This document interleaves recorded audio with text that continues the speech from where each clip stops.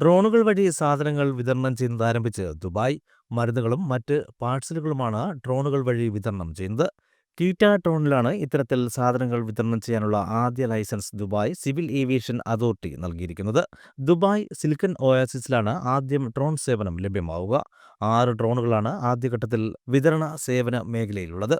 ചൊവ്വാഴ്ചയാണ് Dubai civil aviation authority കീറ്റ drone കമ്പനിയുമായി ഇത് സംബന്ധിച്ച ധാരണാപത്രത്തിൽ ഒപ്പുവച്ചത്. ദുബായ്, അബുദാബി, എമിറേറ്റുകളാണ് നവീന സാങ്കേതിക വിദ്യകൾ പ്രയോജനപ്പെടുത്തിയ ഡ്രോണുകൾ, പറക്കും ടാക്സികൾ തുടങ്ങിയ പൊതുമാർഗങ്ങളിലേക്ക് ആദ്യം ചുവടുവയ്ക്കുന്നത്. മരുന്നുകൾ, മറ്റ് അവശ്യവസ്തുക്കൾ എന്നിവ വേഗത്തിൽ വിതരണം ചെയ്യുന്നതിനായി റോജർ ഇൻസ്റ്റിറ്റ്യൂട്ട് ഓഫ് ടെക്നോളജി, പാകി സർവകലാശാല ആശുപത്രി, അമേരിക്കാന എന്നിവയുടെ സഹകരണത്തോടെയാണ് കീറ്റ ഡ്രോൺ പദ്ധതി നടപ്പിലാക്കുന്നത്. ആദ്യ ഓർഡർ ദുബായ് കിരീടാവകാശിയുടേത്. ഡ്രോൺ സേവനത്തിൽ ആദ്യം സാധനങ്ങൾ ഓർഡർ ചെയ്ത് ദുബായ് കിരീടാവകാശിയും UAE ഉപപ്രധാനമന്ത്രിയും പ്രതിരോധ മന്ത്രിയും Dubai future foundation board of trustees ചെയർമാനുമായ Sheikh Hamdan bin Mohammed bin Rashid Al മക്തൂമാണ്. ഡിജിറ്റൽ സമ്പദ് വ്യവസ്ഥയെ പ്രോത്സാഹിപ്പിക്കുന്ന പദ്ധതികൾ ഇനിയും നടപ്പിലാക്കുമെന്നും അദ്ദേഹം കൂട്ടിച്ചേർത്തു. നൂതന സാങ്കേതിക വിദ്യ, വ്യോമമേഖല ഉപയോഗപ്പെടുത്തി വൈവിധ്യമാർന്ന ഗവേഷണങ്ങൾ പുരോഗമിക്കുകയാണ്.